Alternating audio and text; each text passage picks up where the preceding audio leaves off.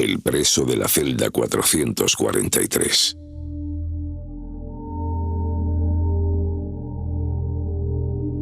Episodio 3. La muerte, el silencio y la revisión del pasado.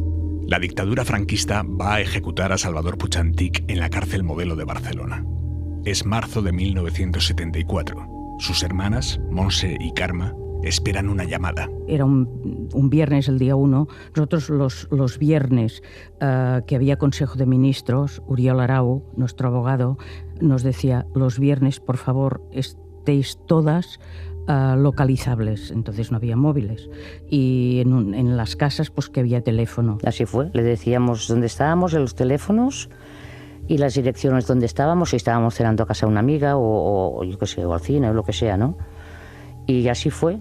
Pues el viernes día 1 nos vino a buscar, sí, y fuimos hacia la Modelo ahí a pasar las 12 horas en capilla, que dicen. Dentro de prisión, junto a Salvador, está su carcelero, Jesús Irurre. Él se enteró la noche antes de que lo ejecutaran por la mañana, porque él estaba condenado a muerte, pero tenía que firmarse en el Consejo de Ministros, y entonces los viernes era cuando se firmaba, cuando Franco daba el visto bueno. Entonces él, pues aproximadamente a las, creo recordar, sobre las 9 de la noche o así, vinieron a por él, vinieron a comunicarle la pena de muerte.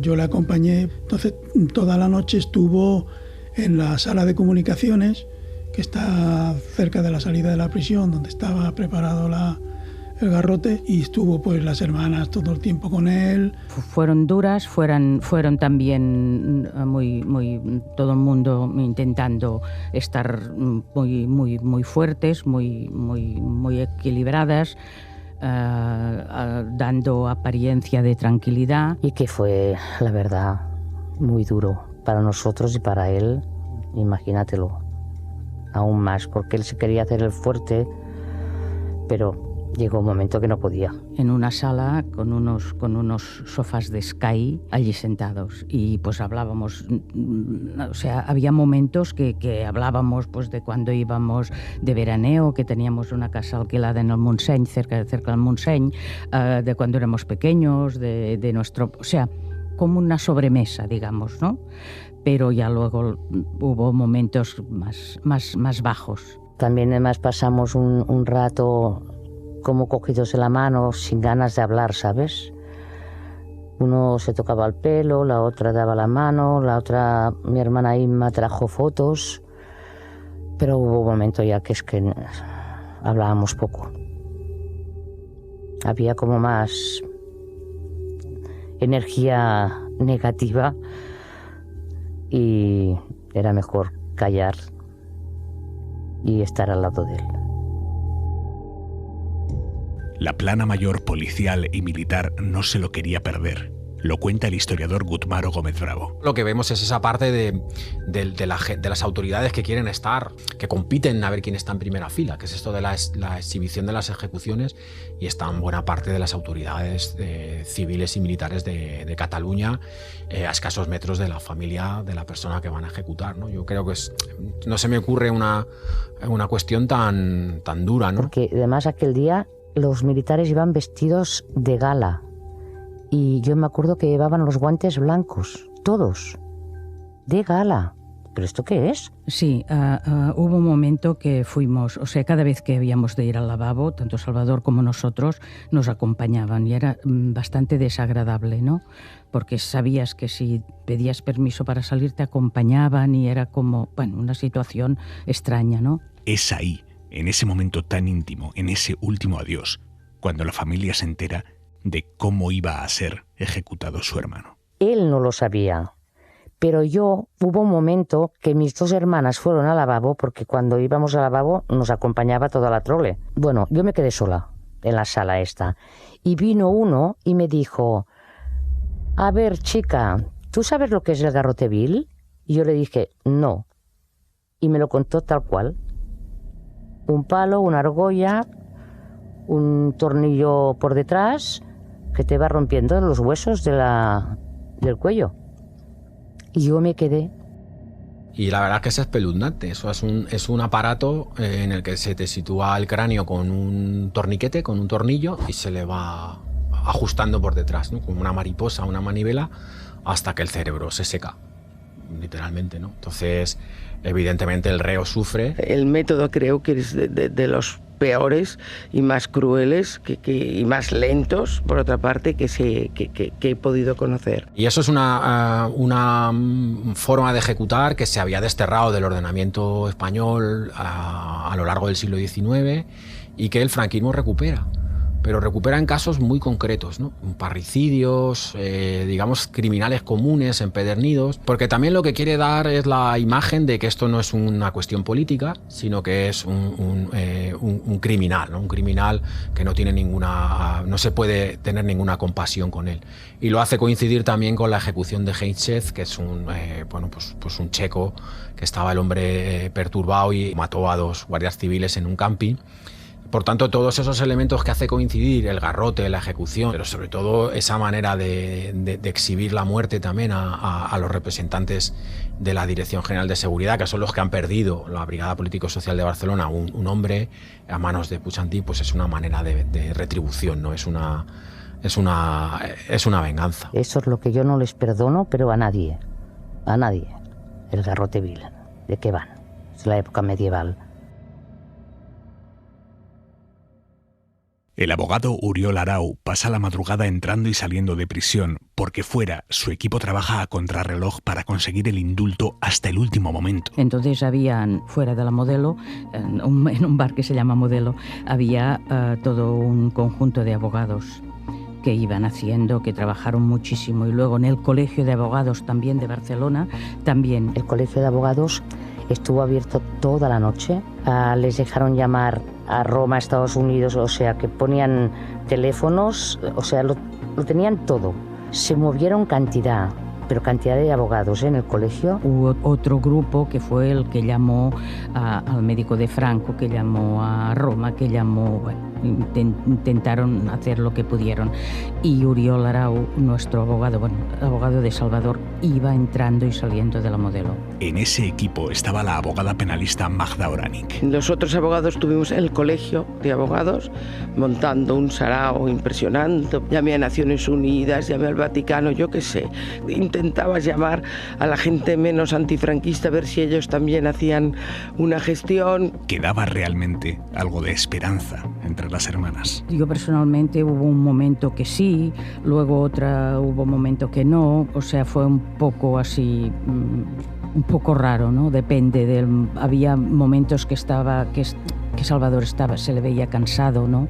Entonces a ti te salía como una fuerza interior, ¿no? Diciendo, hombre, si él está, pues tú has de estar a su altura, ¿no? Y mira, mi hermana Monse era la única que decía, sí, ya verás, es como la mamá, mi madre que va a hacer algo desde el cielo, decía, y no lo matarán. Imagínate cómo estaba la Monse. Pero la verdad no hubo lloros, ni dramas, ni histerias, ni nada. Pero cada vez que entraba el Uriol, que iba y venía, no sé, me parece que entró 4 veces. A la tercera que entró ya nos mirábamos y dijimos, ¡buah!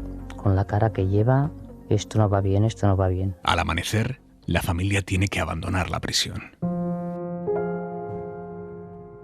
Pues bueno, cuando estábamos ahí a las 6 de la mañana, llega un militar y nos dice que a la calle. Incluso mi hermana mayor le preguntó a un policía si se podía quedar o si alguno nos podíamos quedar o para darle la mano o algo, y nos dijeron que no. Y nosotros, no, por favor, déjanos hasta más tarde, que no, y nos echaron tal cual, nos echaron. Y la despedida fue pues como si lo volviéramos a ver al cabo de 2 días o de un día.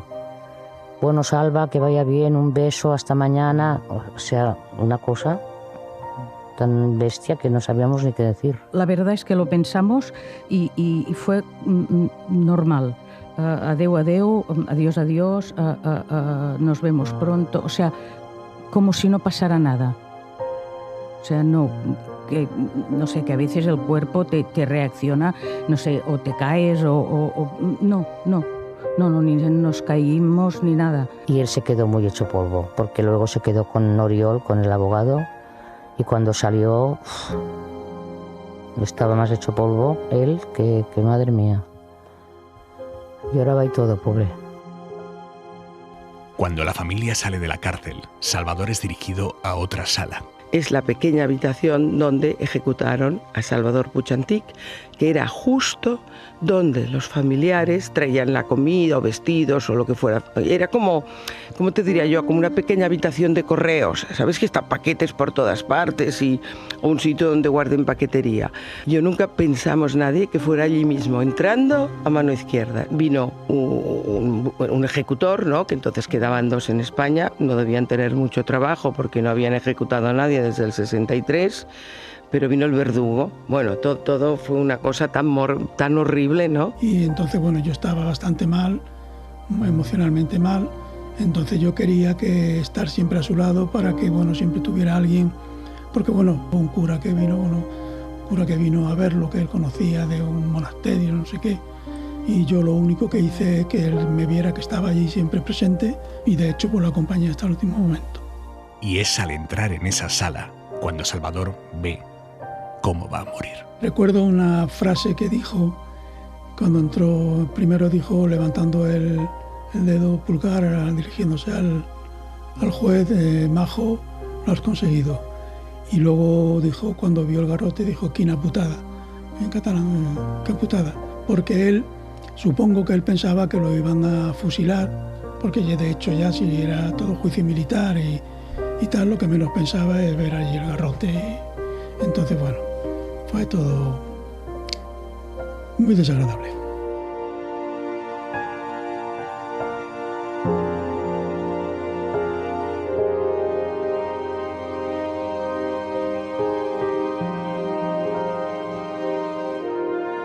Delante de la Modelo había un bar que se llama La Modelo y se ve que abrían a las 6 de la mañana siempre, y pues fuimos allí a esperar. Donde habían 3 o 4 abogados y estuvimos con ellos.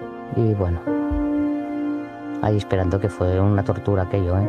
Ya salió Oriol Arau hecho polvo, ya no le preguntamos nada, no pudo quedarse, estaba tan hecho polvo que se fue, llorábamos todos, y salió el cura, que es el cura que Salvador había llamado, salió ya con la señal con las manos, ni hablamos con él, ya nos vino a decir que ya estaba todo hecho, ¿no? Hasta que salió el furgón, el furgón con el cuerpo de Salvador, pues es que te quedas en shock. Sí, primero que has estado toda la noche aguantando como unas jabatas o lo mejor que pudimos, ¿no? Y claro, ves aquello y dices, es verdad, es mentira, nos pasa a nosotros, no sé, como una película de terror, ¿no? La verdad.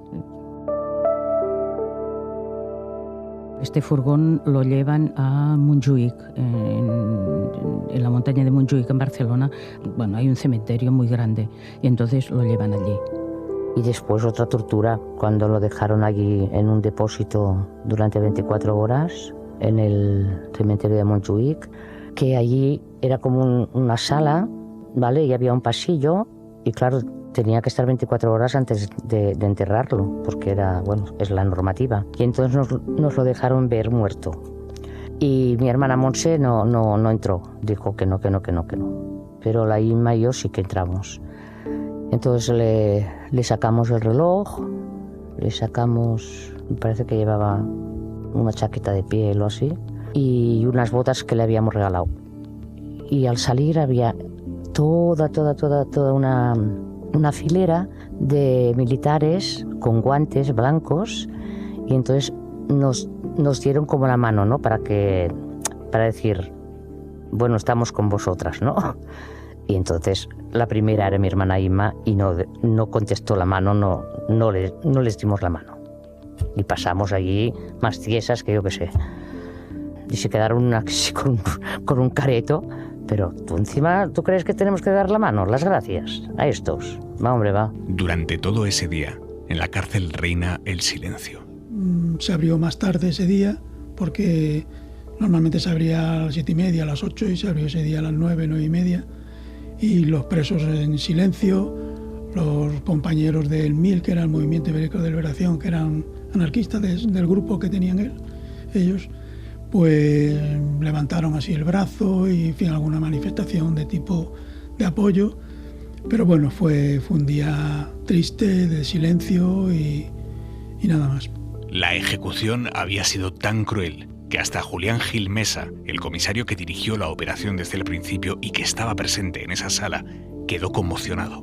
Lo recuerda su hijo Tomás Gil Márquez. Mi padre fue el responsable policial de toda la operación que acabó con la detención de Salvador Puig y el responsable policial de toda la instrucción del atestado policial, de las diligencias policiales que motivaron que se le pidiera la pena de muerte en el juicio sumarísimo. Cuando subí a mi domicilio, sería la 1:30, las 2, no más tarde, vi a mi padre en la mesa del comedor con una camisa blanca, sentado, y tenía la cara pálida. Estaba con una cara afectada en el sentido de lo que había presenciado, que es la ejecución de una persona joven a pocos metros de distancia, porque el espacio donde se produjo semejante barbaridad es un espacio de reducidos metros cuadrados. El caso es silenciado, como normal, no es censurado, pero al llamarlo materia reservada, digamos que todo el control informativo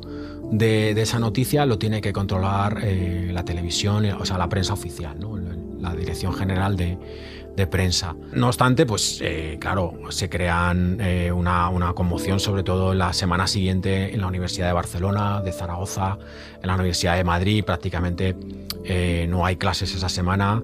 La policía acaba entrando en el campus. Esas imágenes dan la vuelta al mundo, sobre todo en Europa, y se traduce automáticamente en la protesta frente a las embajadas españolas. En Bonn es muy beligerante la posición británica, ¿no?, que es contraria también a la entrada de España en el mercado común, y entonces aprovechan mucho el asunto de los derechos humanos y dicen que eso es una salvajada, que cómo se pueden matar estudiantes. Generan muchísima mala imagen para el régimen. El régimen de Franco solo aguantaría un año más. Después llegaría la democracia a España. Termina, y aparte estuvimos también durante casi 15 años, cuesta de entender, durante 15 años como un silencio. Todo era estupendo, había ganas de libertad, había ganas de democracia, había ganas de votar y todo esto, ¿no? Todo era magnífico, todo el mundo a la calle, democracia, estupendo y tal, pero no se habló nunca más. Pero había cosas que se habían quedado en el tintero, ¿no? Y porque aquí no se hizo nada, porque realmente hubo la ley de amnistía, por la que mucho luchamos, pero se la aplicaron los propios torturadores a ellos mismos. Claro, en aquel momento no lo pensamos, y quien dice que se dio cuenta, yo creo que no dice la verdad, porque estábamos tan ilusionados en que salieran los presos, y efectivamente los presos que salieron eran los presos antifranquistas, uno a uno, y ibas a las cárceles y a recibirlos, y parecía que el mundo había cambiado de color y que todo ya sería diferente, ¿no? Porque la amnistía, fíjate que ya fue en el 77, o sea que fue como un año y medio después. Y luego, con los años, vimos que sí, la amnistía sirvió efectivamente para los presos políticos del franquismo, pero con el tiempo se la fueron aplicando los franquistas, los torturadores, ¿no? Bueno, luego tiene una derivada este caso que llega hasta nuestro presente, que es los intentos de la familia por anular la sentencia, ¿no? Por revisar el caso y demostrar la inocencia de su hermano. Y aquí hicieron una labor magnífica. Sebastián Martínez Ramos, abogado, y Olga de la Cruz. Fueron los que reabrieron el caso, digamos. Hicieron un trabajo magnífico. A nosotros nos contacta la familia Puig a finales del 2002. Concretamente es Carme Puig un poco la que actúa como de cabecilla de todas las hermanas. Habla la abogada penalista Olga de la Cruz Herrero. Nos contactan a través de Francesc Caminal, que es el abogado que ya intentó la revisión en el 94 y que además había trabajado con Oriol Arau y con mi compañero de despacho Sebastián Martínez Ramos, con mi socio, en la defensa de Salvador Puig en el momento del Consejo de Guerra.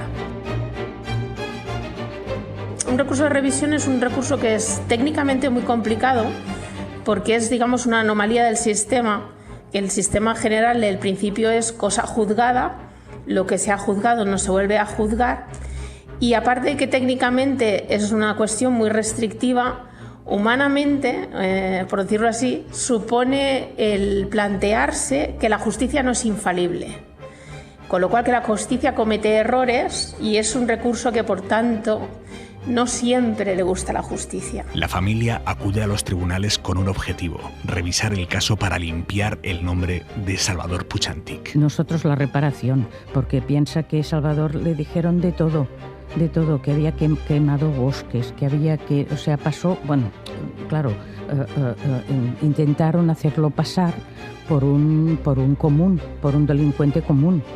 Y 30 años después de la ejecución llegó la causa de revisión al Supremo. Lo primero que hacemos es queremos ver cómo ha sido el proceso contra Salvador. Y entonces lo que hacemos es pedir autorización para ir a ver la causa. Nos autorizan el acceso a la causa original, pero nos dicen que no podemos hacer fotocopias, así que nos vamos con una cámara de fotos y fotografiamos toda la causa. Con este punto de partida tan restrictivo, nuestra obligación, por tanto, es aportar nuevas pruebas que acrediten la inocencia de Salvador. Todo empieza por intentar que el caso vaya por la vía penal, no militar. A partir de aquí, el primer estudio que hacemos, lo que nos planteamos es devolver el procedimiento al que nosotros entendíamos que era su jurisdicción natural. Entonces, desde un primer momento, nuestra intención hubiera sido que el recurso de revisión no plantearlo ante la Sala de lo Militar del Tribunal Supremo, sino ante la Sala Penal del Tribunal Supremo. Pero nos encontramos con que la Ley de Enjuiciamiento Criminal solo permite promover el recurso de revisión penal al propio condenado, al cónyuge, ascendientes y descendientes. Las hermanas no tenían legitimidad para instar el procedimiento penal y, por tanto, nos vemos obligados a irnos a enfrentarnos a la Sala de lo Militar. Y a partir de ahí aparecen todos los escollos. El procedimiento de revisión tiene una característica muy especial, que es que tú directamente no puedes formular recurso de revisión, sino que lo que haces es pedir una autorización para que te dejen hacer el recurso.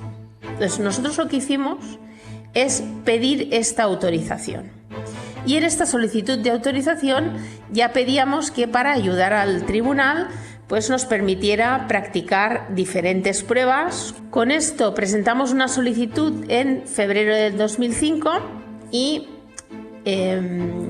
se inicia el procedimiento. Con todo y con ello, el tribunal sí que nos permitió practicar bastantes pruebas. Y de hecho, en esta fase se oyó la declaración del otro encausado, el señor Garriga Pautubí. Se oyó en declaración al doctor Barjau, al doctor Latorre. Se hizo la reconstrucción infográfica. Se hizo una pericial documentoscópica sobre la manipulación en la autopsia. Se intentó localizar a los forenses que firmaron el acta de la autopsia, uno de los cuales había fallecido y el otro estaba ingresado en un centro para personas mayores con un problema ya de demencia, con lo cual no se pudo contrastar lo que decían los médicos del clínico con el contenido de la autopsia. Y por último también aportamos bastante documental, con lo cual, aunque fuera en esta fase previa, sí que conseguimos que mucha de la prueba que había pretendido hacer la defensa de Salvador Puig-Antich se hiciera. Pero todo se viene abajo cuando en junio de 2007 la Sala de lo Militar del Tribunal Supremo rechaza que se revise el caso. Los argumentos que recoge el auto son argumentos terriblemente formalistas. Es decir, lo que nos está diciendo es que efectivamente los médicos del clínico introducen dudas razonables sobre si Salvador Puig-Antich pudo ser realmente el único autor de los disparos, pero nos dicen, bueno, como esto contradice el informe de autopsia y no podemos hablar con los firmantes del informe de autopsia, pues vamos a dar por bueno el informe de autopsia. Igualmente, respecto a el hecho de que Salvador en el momento de los hechos hubiera sido golpeado, que pudiera tener alguna contusión, etcétera, nos dicen que claro, que esto ya no se puede valorar porque en su momento no se pudo hacer una prueba pericial sobre esto. Y en cuanto a la reconstrucción infográfica, nos dicen simple y llanamente que bueno, que en su día, en 1974, ya se hizo un croquis, que es un croquis que lo que hace es responder a la versión única y exclusivamente de los policías, obviando todas estas cuestiones de los posibles balazos extra, etcétera, y que como ya había habido un croquis, aunque esto sea formalmente una prueba nueva, en realidad es lo mismo que hacía el croquis y la infografía no entran a valorarla. No hay unanimidad en la sala. 3 magistrados votan en contra de la revisión, pero 2 emiten votos particulares muy críticos con la decisión del tribunal. 2 magníficos votos particulares de Ángel Juanes y de José Luis Calvo Cabello, que estos 2 magistrados consideran que sí se nos debiera haber dado la oportunidad de formular el recurso de revisión. Habla el magistrado Ángel Juanes. Que había motivos suficientes para conceder la autorización, sin perjuicio del resultado que fuera con posterioridad. Nosotros entendíamos que tratándose de hacer justicia, tratándose de llevar a la práctica lo que el Tribunal Constitucional denomina con sentido, con rigor, el valor justicia, había indicios suficientes como para, tratándose de un consejo de guerra, además, en aquel contexto y en aquellas circunstancias, para proceder a autorizar la revisión. El juez reconoce que se tumbaron pruebas importantes. Se negaron en el Consejo de Guerra una serie de pruebas que eran muy importantes, de manera que, teniendo en cuenta ese contexto y esas circunstancias, y habiéndose practicado nuevas pruebas, y algunas de ellas muy, si no concluyentes, por lo menos que evidenciaban una cierta duda. De manera que el aspecto más significativo es que si el tribunal tenía dudas, se han presentado pruebas nuevas que por lo menos te hacían pensar, hablando de una terminología coloquial, hacían pensar que aquí puede haber habido algo irregular. Solo ya por eso, en virtud de la doctrina del Tribunal Constitucional de permitir el acceso a la justicia, debía haberse permitido, de haberse concedido la autorización. Dice Ángel Juanes que el juicio que se le hizo a Salvador Puig-Antich estuvo plagado de irregularidades. El proceso está adornado de una serie de irregularidades, con independencia de que el Tribunal Militar lo intentara hacer lo mejor posible dentro de su contexto, pero hubo una serie de irregularidades claras, sobre todo el no admitir que prestaran declaración los 2 médicos que fueron los que primero vieron el cadáver, que los que estaban mejores en condiciones para ver el número de disparos. De la perspectiva actual del derecho vigente, tanto constitucional como procesal, pues sería un juicio que evidentemente no tenía las garantías suficientes, porque esa es una práctica que hoy no tendría lugar, no podría tener lugar. La defensa sostiene que con su decisión el Tribunal Supremo no solo estaba dictando sentencias sobre el caso de Puig-Antich. El auto que nos denegó la autorización para formular el recurso de revisión era casi un aviso para navegantes. La primera intento de revisión, que como os he comentado, se hizo en 1994 y el auto que lo rechazó fue una resolución corta y absolutamente técnica. Esta es una resolución muy valorativa y, a mi juicio, muy ideológica. Y yo creo que además se ve la tensión entre aquella parte de la judicatura que tiene una intención de revisar lo que hayan sido las condenas injustas del franquismo y la parte de la judicatura que no quiere revisar este pasado. Para mí fue sin duda una resolución que tenía una finalidad claramente disuasoria de otras posibles revisiones que pudieran realizarse. Para la familia fue un mazazo. Y no nos hacen caso, no lo quieren revisar nada. Mira que hemos pedido 2 veces la revisión del caso, pero no hay manera. Todas las que hemos pedido nos han han sido denegadas. Entonces se fue a Estrasburgo.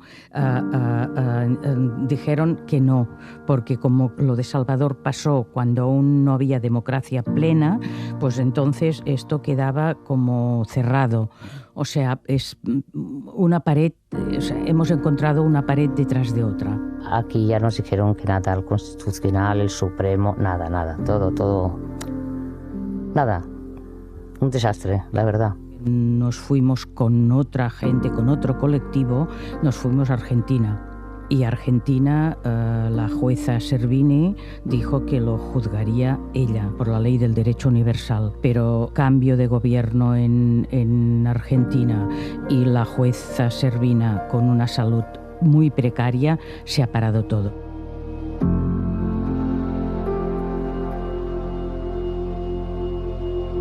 Además, ni un perdón, ¿eh? Ni un perdón de nada, ¿eh? De nada. Nunca, ¿eh? Sí, nunca. Nada, tú, nada. Ni un lo siento, ni un... Aquello fue una injusticia, nada. Res de res, que diem.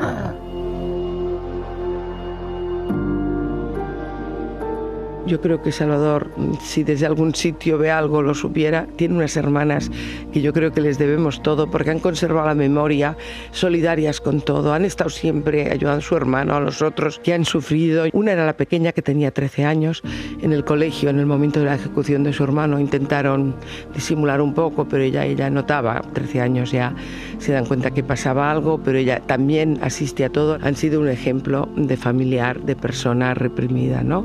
Que ha sufrido represión. Yo creo que la familia y otros que sufrieron este tipo de actos tan crueles pues merecerían más recuerdo. El único perdón que han escuchado las hermanas de Puig-Antich en todos estos años es el del hijo del comisario Gil Mesa. Yo tuve la oportunidad de pedirles perdón a las hermanas de Salvador Puig-Antich. Les pedí perdón por todos aquellos que, teniendo la obligación desde mi punto de vista de haberlo hecho, instituciones, el Estado español, no han pedido perdón por cuestiones como la de Salvador Puig-Antich y otras que todavía están pendientes de que se pida perdón.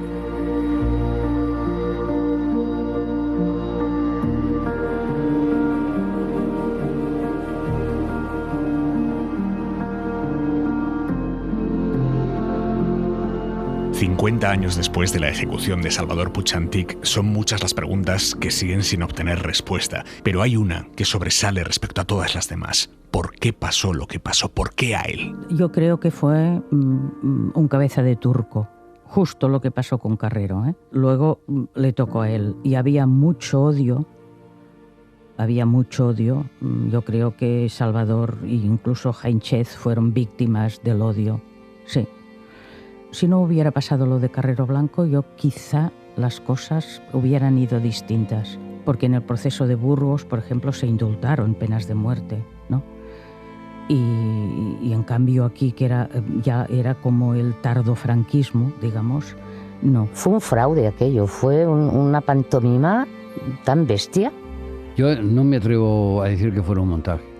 Yo lo que sí digo que fue un proceso irregular. Fue una farsa en la que en los últimos años de la dictadura franquista, la dictadura quiso mancharse las manos de sangre haciendo una especie de escarmiento.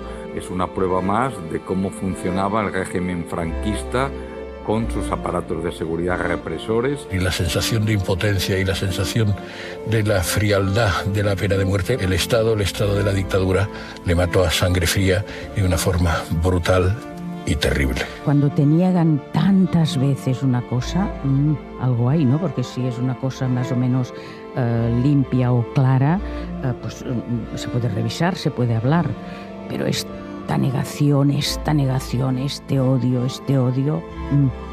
sí, alguna cosa no funciona. ¿Qué deja para la historia el caso de Salvador Puig-Antich? Que muestra muy claramente el final del franquismo y también algunas cuestiones que llegan hasta hoy. Y también es un caso que nos muestra esa división y esa judicialización de la memoria en España, que es algo que yo creo que no hemos terminado de resolver. cuesta tanto revisar las sentencias de la justicia franquista porque el recurso de revisión es un recurso muy, muy, muy restrictivo, con lo cual si no se abre legalmente el concepto o los requisitos del recurso de revisión, esto le da a la sala la opción de interpretarlos absolutamente de forma restrictiva y con esto de cerrar de un carpetazo cualquier pretensión de revisión de las condenas del franquismo. Y no solo Puig-Antich, es que no se ha revisado ninguna sentencia. No se ha anulado ninguna sentencia y por lo tanto siguen figurando como criminales. Personas que no tuvieron juicios justos y que además defendían en muchos casos o fueron acusadas de delitos que hoy son derechos políticos y que en la mayor parte de los procesos de justicia transaccional anulan los procedimientos de las dictaduras porque no cumplen con las garantías jurídicas, porque básicamente eso es una dictadura, ¿no? Esa es la anomalía, ¿no? O eso es un proceso inacabado todavía en ese sentido, porque hay cientos de miles de sentencias que no se han anulado, que al fin y al cabo lo que hay también es una valoración de un periodo histórico muy distinta. Y yo creo que eso dice mucho de la sociedad en la que estamos, ¿no? Y la valoración de determinados sectores profesionales sobre el pasado.